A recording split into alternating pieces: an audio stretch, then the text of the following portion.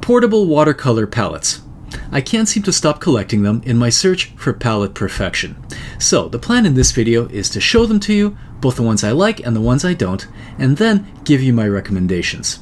And along the way, I'll show you a few simple tricks that'll make using portable palettes in the field much easier. Let's get started. Here is the first of probably many controversial opinions in this video. Watercolor is inherently such a portable medium that just about any palette that comes with a lid qualifies as portable. Even something like this John Pike palette, which I used back when I was doing larger work in the studio. This can easily be slipped into a bag and used in the field. It's all a question of your setup. If there's a place to sit, be it a bench or a lightweight stool or even the ground, a palette of just about any size can go in your lap or next to you. Even more so if there's a table or you brought a sketch easel like the one designed by the brilliant James Gurney. The choice of palette in such cases can be based solely on the number of paints you want to bring and the size of the mixing area you wish to work with. Now, lugging something this size is probably a bit excessive, so I don't do it. But some of the fold-out palettes that I use in the field for larger work are still fairly big, so let's talk about these right now. This first one is the Holbein Steel Palette number 50, which has tragically been discontinued and replaced with ones made from aluminum. These kinds of fold-out palettes have a distinct advantage over palette boxes in that when open, they lay completely flat, so the washes don't run absolutely everywhere. That is a feature that is common to all fold-out palettes, even ones that are really cheap. So this is a palette that I bought a couple years ago for just a few euros, and it folds out and lays completely flat. Even though it's super flimsy, it has a bunch of really sharp edges you can cut yourself on. This is still a really good functional palette, mainly because it lays completely flat. The problem with many palette boxes is that when open, even the good palette boxes, sometimes some of the mixing areas have a little bit of flop, making them virtually unusable. Right, the washes run down, and in this case, out of this hole. So you can't really use this mixing area all that well. One sort of unique feature to this palette that makes it fairly sought after by watercolor painters is the fact that the paint compartments have an angle to them. If you can see that, it tilts downward. That allows you to squeeze out paint here and then mix up a highly concentrated dilution here. So you can access a little bit of wet watercolor, which saves you time. And working in the field, obviously time is of the essence. And having to constantly reconstitute the paint like you would in a dry pan takes a little bit longer. Not much, but a little bit. So that is a really good feature. It doesn't exist in a lot of palettes. Sometimes you see it in plastic palettes. But this is one of the few palettes that actually have this recessed paint compartment. What else can I tell you about this? Look, the only thing irritating about it is this rather uncomfortable thumb hole, which is just kind of awkward and uncomfortable to hold, and then takes up this entire mixing area, which I'd rather have instead. Otherwise, it's built like an absolute tank. Now, unfortunately, these things are discontinued. You occasionally can see them on eBay. They're going to cost you a little bit because they're rare. But look, super solid. And even though it's a fairly large size, let's measure it. Let's see, so it is 4 1/4 wide by almost 10 inches long. But because it has a very slender profile, it'll slip into any bag very easily. And again, it's super sturdy. It's not going to get squished or crumpled, which makes it a really nice portable option. Now, just out of curiosity for comparison, I bought this aluminum version of the same palette. It's actually a slightly different model in that it has only one paint compartment, though you can buy a model, I believe it's number 40, which has 2 of them. And it's not bad either. So once again, like all fold-out palettes, it lays completely flat. So again, your washes don't run everywhere. The only difference is the finish. So here we have a slightly less expensive glossy finish, and on these palettes, the finish is slightly enameled. It's a more expensive palette. The advantage is that here the washes lay completely flat, whereas on these types of palettes that have a very shiny surface, the washes tend to beat up a little bit. It's a little bit of an annoying issue. On plastic palettes, the advice is to take some toothpaste and roughen it up. I wouldn't do it on these metal boxes. You might risk actually exposing some of the bare metal. Otherwise, it's a really nice palette. Again, it features those recessed paint compartments, those angles. It's very sturdy, lighter, more cheaply constructed. The finish isn't quite as great. We've got some sharp edges here, but it snaps closed.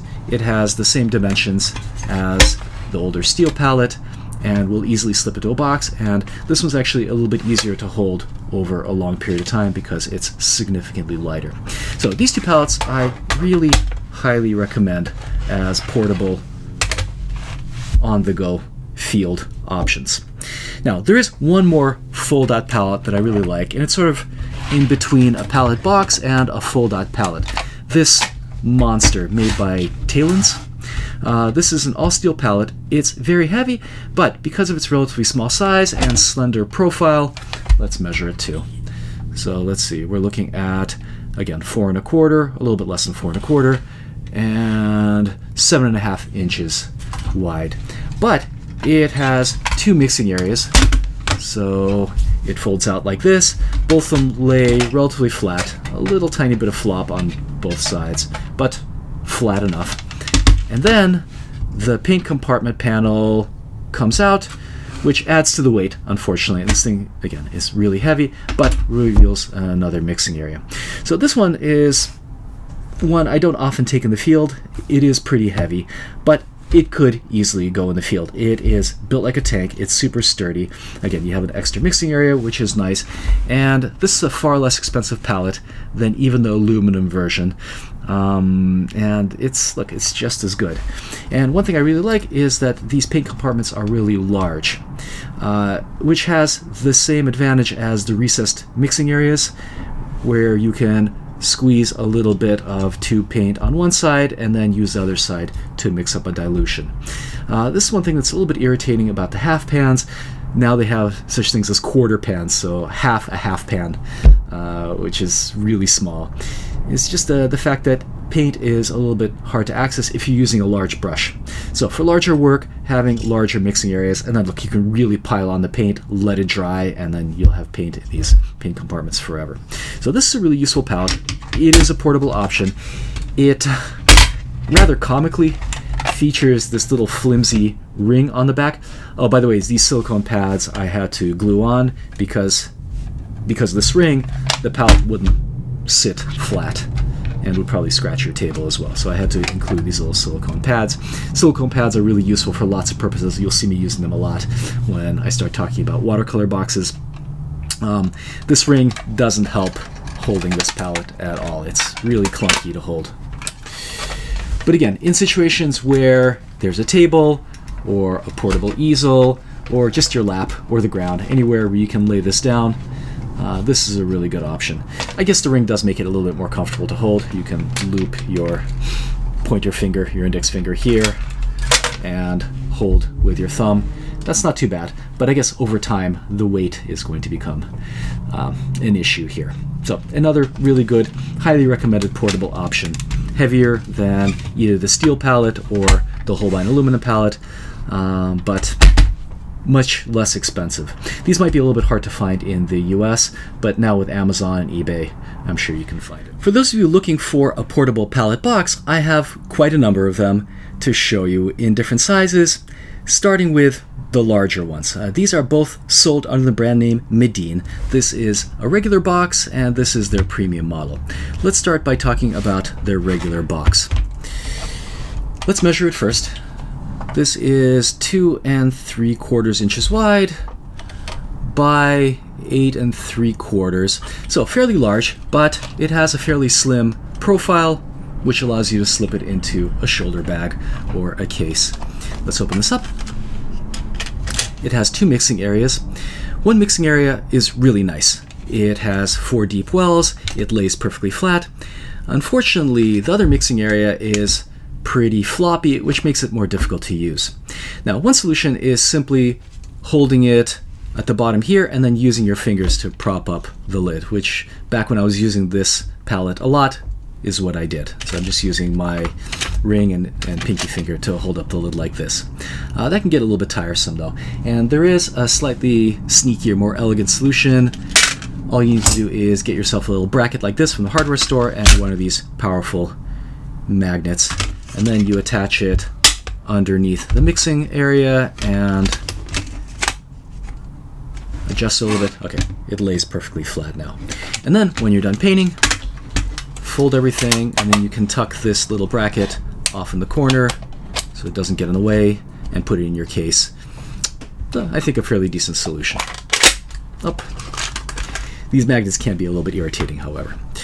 Now, one advantage of a box like this is that the central panel that holds the paint is removable, revealing a whole separate mixing area. So if you're doing larger work, having extra mixing area is really useful, and the mixing area here is really deep for those really big washes, which allows you to do, maybe I wouldn't use this for like an 18 by 24 piece, but 11 by 14, maybe even 14 by 17 with these extra mixing areas can be done. The only problem with this system is that this is an extra piece of metal. It weighs, I don't know how much, but significant amount of weight, which makes these boxes, even though they're made of a fairly flimsy material, fairly heavy. It adds to the weight. Now, one thing you can do is just glue half pans or full pans directly here, which lightens it significantly and actually adds to the carrying capacity of a case like this. So this is something I'm going to show you on a box that is a little bit smaller. So we'll get there. But that's definitely an option. It increases the carrying capacity, simplifies the system, so you don't have this extra piece rattling around in your portable watercolor case. These types of boxes are actually very common. I don't know if they're all made by the same manufacturer, but you'll see them sold under a bunch of different brand names. So often they're sold as part of watercolor sets. I believe Winsor & Newton, who else? Van Gogh, Schminke sells their watercolor sets in tins like this. Very, very common. And look, it's an overall good budget option. The build quality is not good. Again, we got a floppy lid. We also have a bunch of sharp little corners that can catch and scratch you, possibly. But empty box like this can cost less than $20 and is a good beginning option. Perfectly usable, especially if you have some kind of support for one of the mixing areas. I used this box for many years, and I think a box of this size strikes a nice balance. It's portable, it's heavy, but it's portable, but you can use it for a large variety of work. You're never limited in scale by the size of the palette because, again, we have that extra mixing area, so you can work in just about any size. So this is a good budget option. A little flimsy. You need to be careful with it. Don't step on it. But otherwise, I would say this one is more or less recommended. Now, there is what I think a much better option. This one, which is also sold by Medeen, but this is their premium palette. And it's made of a heavier gauge steel. And let's measure this. It's a little wider. It is 3 inches wide, and I think about the same length. So a little tiny bit shorter. So this is 8.5 inches long. It has 2 mixing areas. And this box, again, is made of a heavier gauge steel. And the mixing areas are better designed in that they lay more or less perfectly flat. So you can use both sides without any kind of contraptions or the support of your fingers. And that extra width is useful. You can put a few brushes in here, which is good if you have a portable case where there's not a lot of space and you don't want your brushes, your expensive brushes, to get crushed. Unfortunately, if it was just, I don't know, like a millimeter wider, you'd be able to put extra paint in here. So it's a little bit too wide for half pans, but just a touch narrower for full pans. If I was designing this, I would add extra millimeters so that we can put full pans in here, increasing the carrying capacity. But again, how much paint do you really need? I like having a bunch of extra colors. It allows me, especially when you're dealing with landscape, to mix up a bunch of different kinds of greens, a bunch of different kinds of neutral colors out of a few different kinds of blues and browns. I like having extra colors. But really, in the field, when time is short, 6 colors perfectly fine. All right, I'll show you a palette where you only have 6 colors. It's okay. You can get by with it on a shorter work of art. Overall, the fit and finish here is really good. There's no sharp corners, right? Again, the extra width here is really useful. The palette is, again, like the previous palette, a little clunky to hold over long periods of time. But look, if you're going to have it in your lap, on the ground, on a table, on a portable easel, it's perfectly usable. Holding over long periods of time, I usually take my middle finger, loop it in the ring, like so, and then use my thumb here like this to hold it. It's pretty comfortable to hold. So the construction here, I think, is much better than this rather flimsy, cheaper version. It doesn't cost that much more. So this box is actually very similar to the one sold under the brand name Whiskey Painters here in the US. But that box is made by an Italian manufacturer, Fome, and runs about, I think it runs over $100, if I'm not mistaken, empty. This box, in terms of its design, construction, is very comparable. I haven't had any problems with it, and I've had this, I don't know, 4 or 5 years at this point. There's a little bit of paint chipping away, but this has seen a lot of pretty heavy use and abuse over time, and I imagine I'm going to get a lot of years of use out of it. So this is the palette that I use in my larger portable sketching kit. This is a bag made by Liquid Lab. This is their double bag, and it fits absolutely perfectly into this case, along with this cup, and zips up without a problem. I have a full description of what's inside this case in one of my other videos. If you're interested, look for it. But this palette is really highly recommended. So this again is the larger palette that holds 24 half pans, 12 full pans, sold under the brand name Medeen.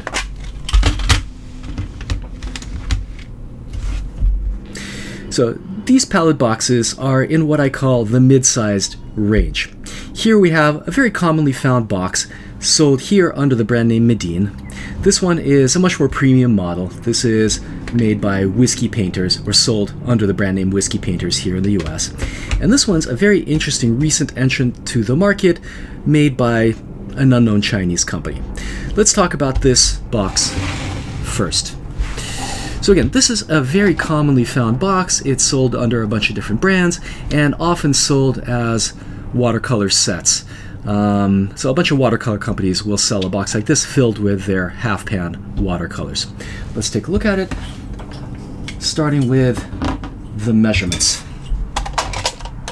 So it's as wide as the larger box. It is about 2 3/4 wide and half the size. So this is about 4 3/4 length, and again features a slender profile which allows you to fit it in a bunch of different places. Like the larger box, one side is good. It has 2 deep wells for larger washes. It hangs straight. On the other side, we have that flop. Now, I don't know how many different manufacturers make a box like this. I suspect it's actually one that sells it to a bunch of different companies. All the boxes I've encountered have this kind of flop. If that's not the case, if you know of a brand that sells a non-floppy lid, let me know. I'd love to know more about it. But again, the solution here is to simply hold the box with your fingers supporting the lid. On a smaller box like this, it's easier to do. Or this bracket again. You can put it underneath the bottom here and it'll support the lid. Now, just like the larger box, this one has a removable paint compartment panel. Also a little sticky, but removable, and that gives you a whole other mixing area. Now, having extra mixing area is good, but I think the real advantage here is the fact that you can get rid of this thing entirely, which allows it to lose weight, and then fill this entire area with your own half pans or full pans. So that's actually what I've done here. I cut out a piece of cardboard that's about the same size as the bottom and filled it entirely with full pans. Again, the advantage of full pans isn't the fact that you have a tremendous amount of paint because, look, unless you're going for months at a time, that's really not an issue. The advantage with full pans is the fact that you can half fill them. So you fill them on one side and then mix up a dilution, a big pile of concentrated paint that you can access very quickly when you're painting. So you're not constantly forced to reconstitute the paint. And also the fact that you can easily fit a larger brush into them.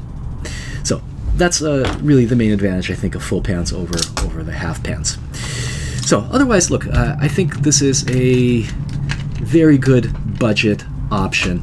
Like the larger box, it has a bunch of sharp, unfinished corners you can scratch yourself on, but a box like this, empty, can be bought for under $10. Yes, this lid is floppy. Yes, the build quality is not great, but I've had this box for a number of years. It's a little squished. There's some bumps here, and it lasts. And the good thing, because of its cheapness and also because of the design, it is easily hackable. So you'll see here, I've got some holes here. I've got some Velcro here. I'm going to show you those hacks probably in another video. They're not going to be able to fit into this one. This one's already running long. Because it's inexpensive, you can do lots of different things to it that make this palette more practical. So this is actually recommended for beginning students, for people on a budget. It's a really nice box. It has a really good size to it. It's portable, yet large enough, especially when you remove the mixing area here for doing even larger work.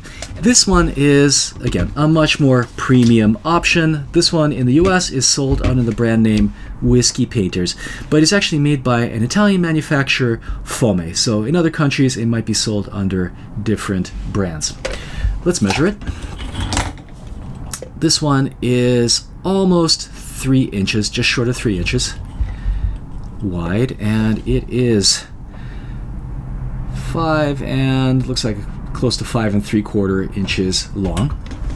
Again, slender profile, which allows you to put it in lots of different places. Let's open this up.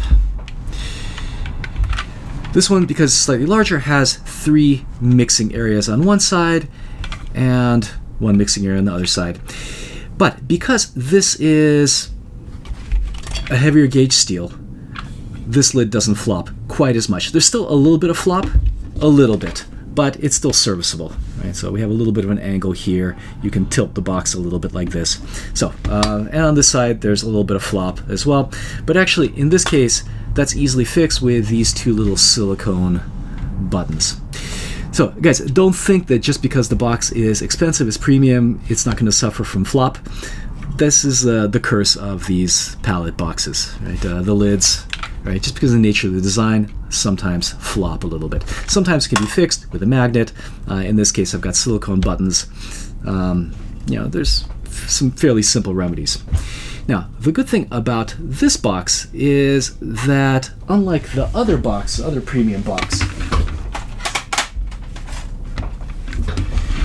which is too wide to accommodate, both too wide and too narrow to accommodate paint in the middle, this one is a little narrower,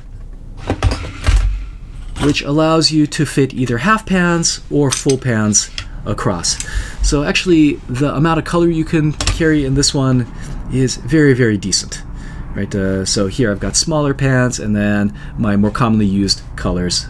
We've got ultramarine blue, sepia, and then green, useful for landscape. So a lot of carrying capacity. Now, the paint compartment panel doesn't come out in this case, but that's actually a good thing. So we have plenty of paint here.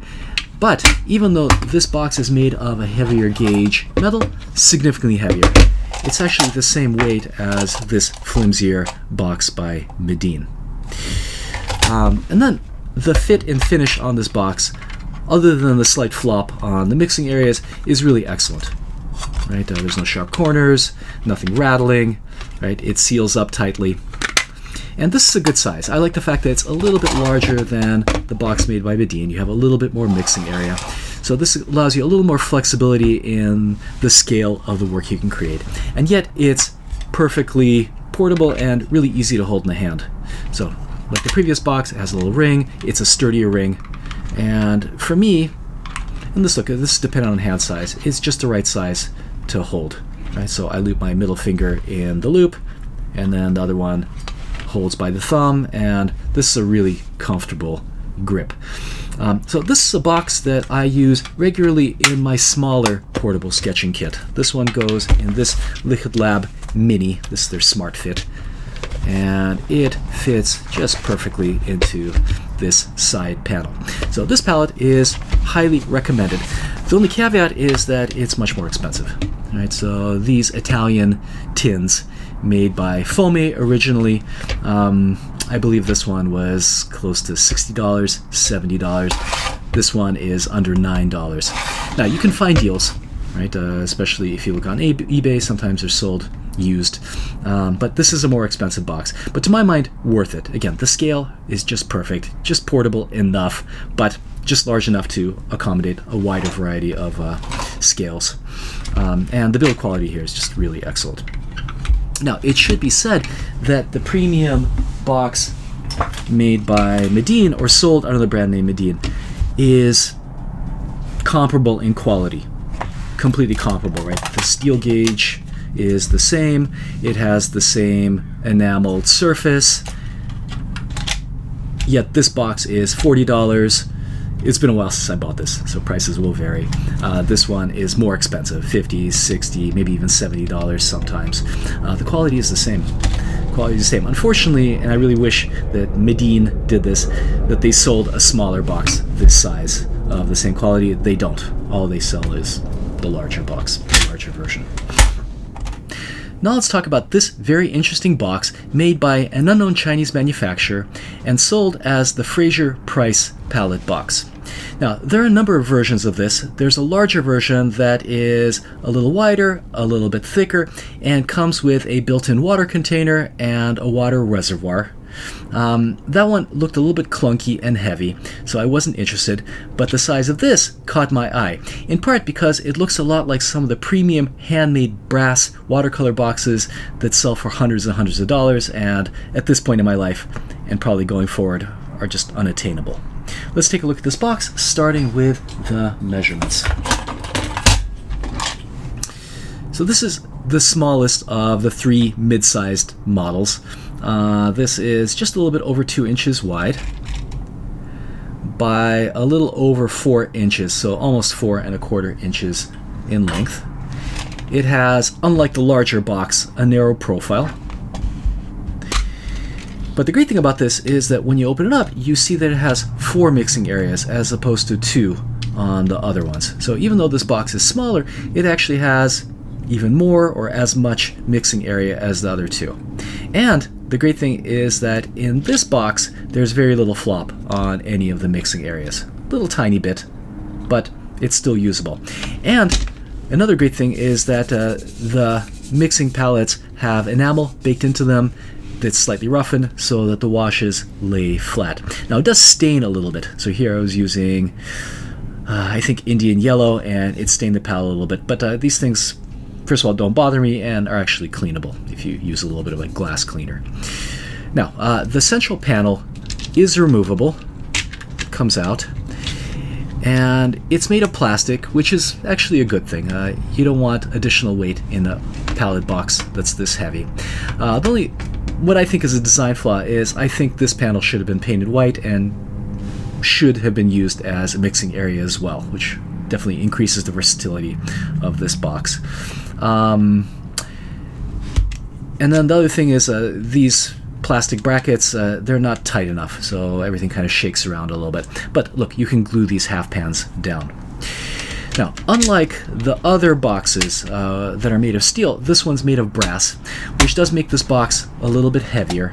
And also, you can't do all the magnet hacks that you could do with steel boxes. But look, I think the build quality is excellent. The paint job is nicely done. It closes well. Nothing rattles around other than the paint compartment. These mixing areas, they lay flat. And I think this is a really nice size. So somewhere in between the mini palettes, here is the mini palette that I'm going to show you later, and some of the larger mid-sized models. Right? So somewhere in between that range. So it goes in lots of places, and it's a really good option. Now, the price on these can vary a lot. So I've seen these sold for as much as $80. This one I bought on sale for, I think, under 30. So be a little bit patient in hunting these down. They're also available in a bunch of different colors and a shiny kind of gold, I guess it's gold plated or just polished brass model. They're really attractive. They're well built and a decent size. Now, they don't have a little ring at the bottom, but look, when you get a palette this small, you don't need that ring. Right? These can be really easily held just in the palm of your hand. You can use one of the mixing areas as a grip, so this can be held a number of different ways really comfortably. So this one is highly recommended if you're looking for a really sturdy option and are willing to pay a little bit more. Definitely look at this Frazier Price palette box. These last 4 palette boxes are miniature options. Now, there are palettes that are smaller, but I wouldn't go any smaller than these because at a certain point the palette becomes a toy with very limited mixing area and, quarter pans where you can't actually access the color with anything other than a miniature brush. They become rather useless.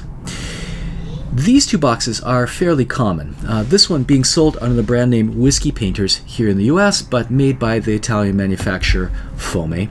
And this one also sold empty by Whiskey Painters, but can also be found under the brand name Schminke as part of a watercolor set. So this one came with 8 high-quality Schminke half-panned watercolors, and the good thing was actually cheaper than the empty box. So I bought this one on sale. But I really recommend they actually buy the Schminke case if you're looking for a palette, because often it's sold cheaper than, for some reason, it's sold cheaper than the Whiskey Painter empty box. So we'll talk about this one in a little bit. This one is the Portable Painter Micro. So there's a larger palette, like more of a mid-sized model that's also made by this company, Portable Painter, but this is their micro version. And then this one is made by the same secret Chinese manufacturer as this box. So this is the Frazier Price Palette Box Mini. I can't remember what it's sold under, but it is also made of brass, very similar box to this one, just a little bit smaller. So let's talk about these 2 boxes first. Starting with this one. So let's get the measurements here. This box is the smallest of the options, being about 2.5 inches wide and a little bit longer lengthwise, so a little bit over 3 inches, but having a very narrow profile, which allows you to even put it in your pocket if you want. This one has 1 mixing area, but is a really useful mixing area. It's deep, it lays almost flat with the help of these little silicone buttons, which, for a small palette like this, gives you a decent amount of mixing capacity. It holds 12 half pans. It can also hold 6 full pans if you want. And in this case, the paint compartment, like the larger model, doesn't come out. But the build quality here is really great. Now, this box, like this premium model, is also not cheap. It probably will run you $30, $40 sometimes, but I think the build quality here is really worth it. Really, the greatest thing about this is the fact that out of all the boxes, this one is the most comfortable to hold in one hand along with your palette. So I can rest it between my thumb and, let's say, my ring finger, and then have my other 3 fingers hold my sketchbook, which allows me to paint standing without the use of a stool, without a bench. I don't need to put down my palette. I can use it absolutely anywhere. I've got a free hand to paint. Now, I'll show you a couple other setups that will allow you to do this, but this is the easiest option to do this with without any tinkering at all. Okay, let's talk about this slightly larger model. Larger because this one has a built-in water reservoir. So this is actually like a whiskey flask, which might be why these are sold under Whiskey Painter. So you can actually put whiskey in here if you want. So we've got this little bottle here that gets filled with water, and then we have this little attachable water container that goes into it. So you fill this with water, open it up. Oh, it actually has a little bit of water in it that dripped out. And then you can put the water container on the side here, and you're ready to paint. Let's close this little bottle here. Okay, so the build quality here is comparable to the smaller palette, and actually the palette itself is the same dimensions. Now, because of the water reservoir underneath, it adds an entire ½ an inch to the profile this way, and then with this container in place, it adds a ½ an inch lengthwise as well. It also adds fairly significantly to the weight of this box. Now, this box is small. Is that extra weight significant? No, not really. What is, however, is the fact that when you're using the palette with the water container attached, it's not as easy to hold in one hand. So you've got this extra length here, and it's just not quite as comfortable to hold. Let's try putting the loop here. Right, so we're holding it this way. Our hand is kind of stretched out, and if I try to at the same time hold the palette, it's doable. It's a little clunky. Now, one thing you can do is attach this water container to this side. You can do that, but it doesn't hold very well on this side and has a tendency to fall off. Practical. So this one is sort of kind of recommended, a little gimmicky, but not quite as useful as this little tiny palette box. Okay, let's talk about this palette box here. This one, again, is made by the same manufacturer as this Frazier Price palette box. It actually comes in a number of different colors. Let me see if I can wipe away the water here. Okay, there we go. And it has, unlike the red box, 2 mixing areas, like so, and holds the same amount of half pans. Again, just like the Frazier Price box, this one is removable. We've got plastic paint holders, and again, a little bit of a mistake. I would have painted this white. That would make it even more useful as a palette, but you know, you could probably just add something into this, so paste in like a piece of plastic. There's enough space to do that here. That might be a nice little hack. Though, will it fit? No. Okay, that plastic has to be fairly thin. Otherwise, look, the build quality on this is excellent. So no flop on this side, very little flop on this side. The painting mixing surfaces are enameled, so they have a little bit of roughness to them so that the washes stay flat. I think this box is really, really nice. Again, it's really similar to some of the handmade watercolor boxes. A box like this, handmade, would run you $200-300 sometimes. This is a really nice box and a really nice option for something that's really portable. Now, unfortunately, because of these 2 mixing areas, it's a little bit less comfortable to hold with one hand along with a sketchbook. So, you know, you can hold it with the mixing area, you can hold it this way, but your other fingers aren't free to hold the palette, the sketchbook, the way you want. A little bit of a disadvantage, and this one's missing a ring on the bottom. I wish it had it in this case. It would make this palette a little bit easier to use. So this box is recommended, not quite as recommended as this one. This is my go-to mini option. Okay, now let's talk about the smallest palette, in some ways the smallest palette, this portable palette, this portable painter micro. Unlike the fold-out boxes, this one has to be assembled. So the lid comes off, the actual palette box needs to be pulled out, and then this container slides in on this side, and this container, this palette mixing area, slides in on the other side, like this.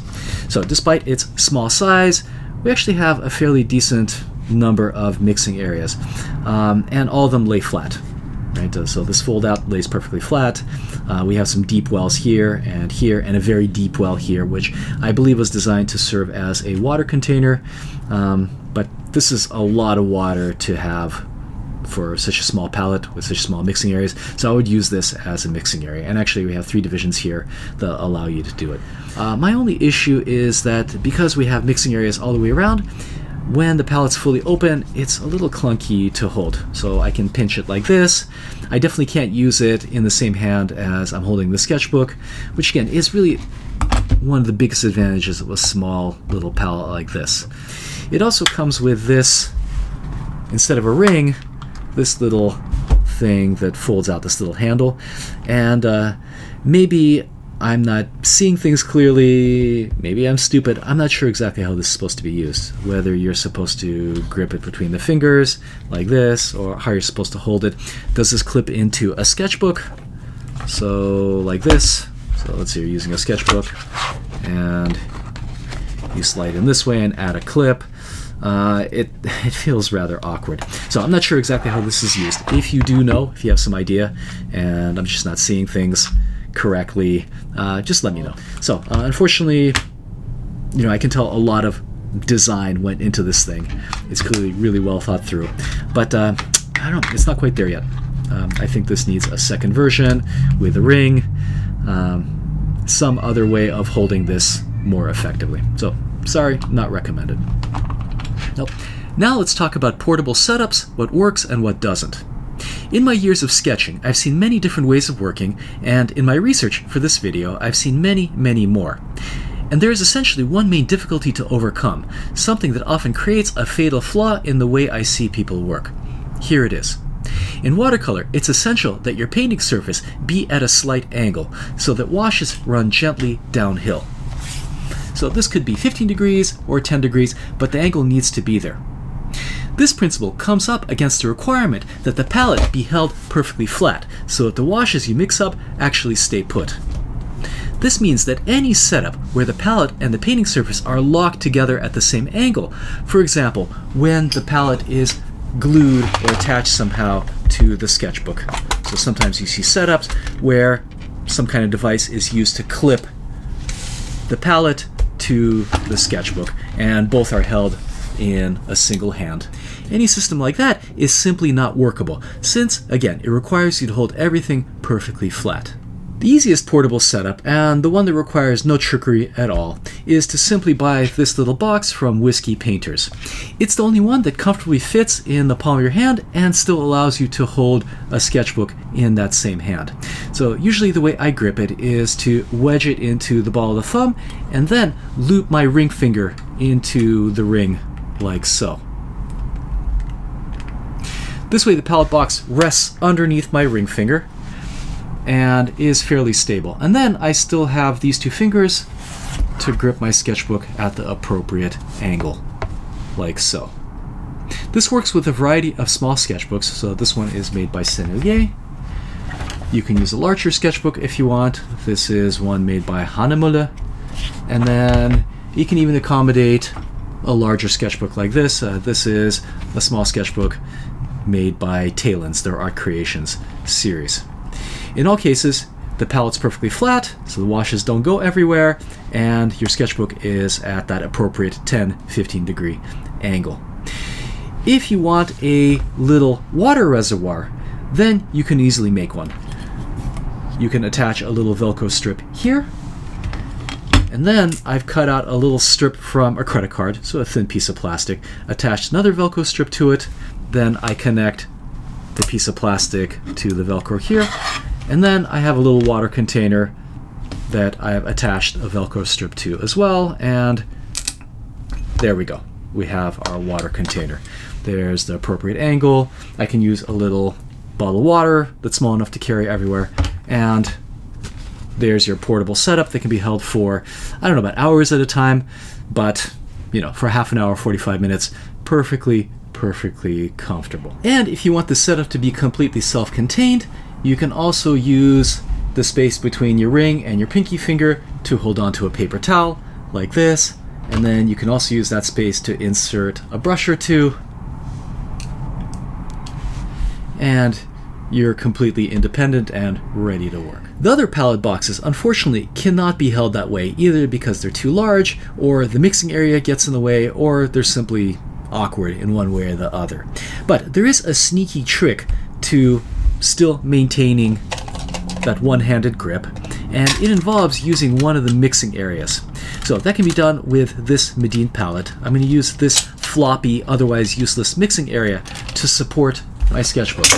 So I'm going to hold up the mixing area with my index finger and place my sketchbook right on top like this. So I have two fingers behind the sketchbook, my middle finger and my index finger. And then my ring finger and my pinky are holding up the palette and keeping it at the right angle. This is actually very comfortable. If I want to make it more comfortable, I can use one of these flat clips. Buy one that's either plastic or has a silicone tip so it doesn't scratch up the surface of your palette box. And then, because it's flat, it can insert on the cover and still keep the paper perfectly flat.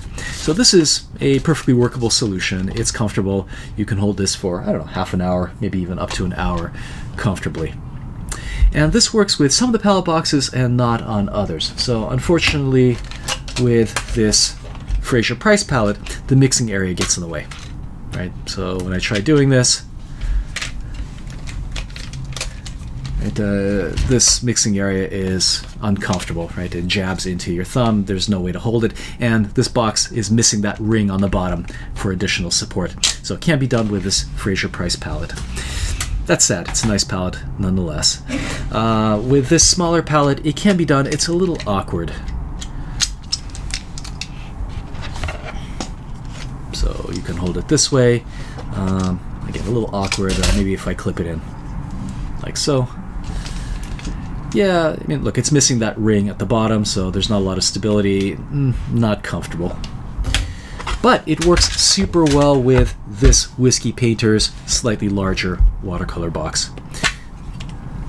Again, you do sacrifice a mixing area, but it's not the good one. It's not the useful one. So this deep mixing area with deep wells is much more useful than this one.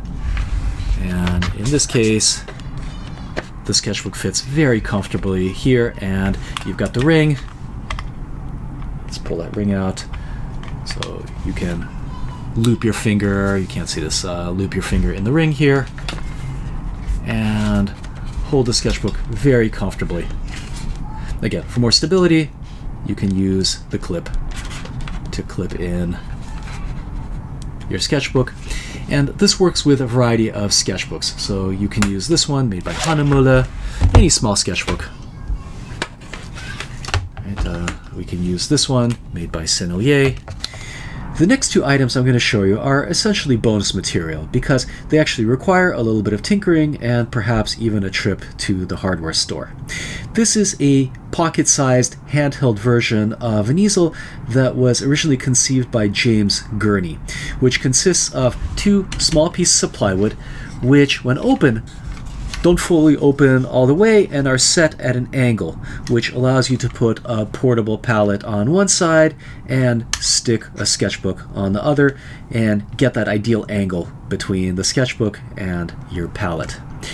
In James Gurney's larger version, which is supposed to be used with a tripod, he used these large tension hinges, adjustable tension hinges, to set the angle. But for a small project like this, these are way too big. And the other problem is that they don't close all the way because this screw gets in the way. Now, you can't cut this open, which will allow you to close it fully, but it's still going to be fairly bulky for something this small. So I arrived at what I think is a fairly elegant solution. I just used a regular door hinge that I had laying around, but I recessed it a little bit so the pieces are very close together. So when open, they lock up against each other, preventing the two panels from opening up all the way. And then I sanded it a little bit to adjust down to the correct angle. I don't know if this particular method would work on a larger easel, if it would create some kind of problems, too much tension on the hinge, but in the smaller version I think it works pretty well. Let's see how long it's going to last. And then my initial idea was to set two recessed magnets in here. I'm using these Velcro things. The reason is, look, this is a prototype. I still want this to be adjustable. I haven't fully worked out the entire design yet. And my idea here is to just kind of open source it. All of you guys out there probably have better mechanical skills than I do, have workshops, have bandsaws, all that stuff.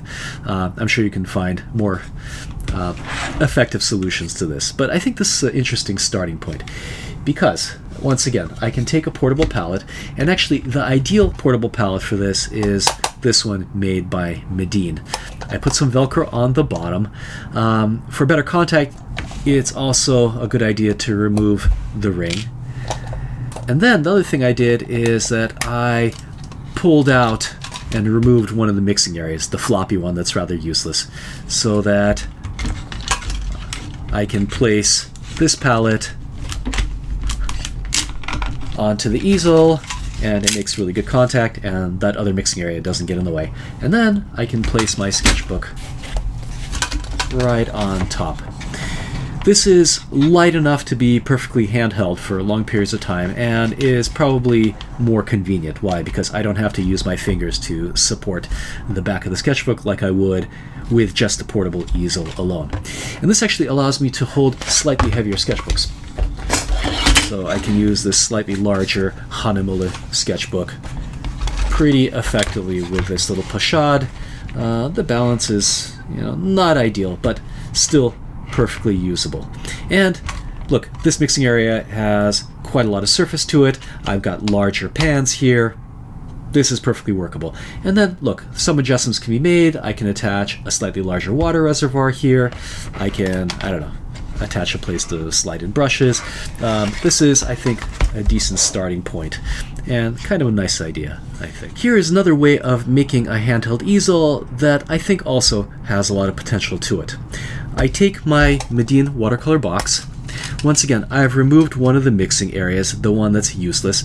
And by the way, all that's required is for you to take some pliers and remove this rod, and the mixing area comes right out. And the good thing is that should I change my mind, I can replace it very easily. Then I found a few items that I have around the house as an artist.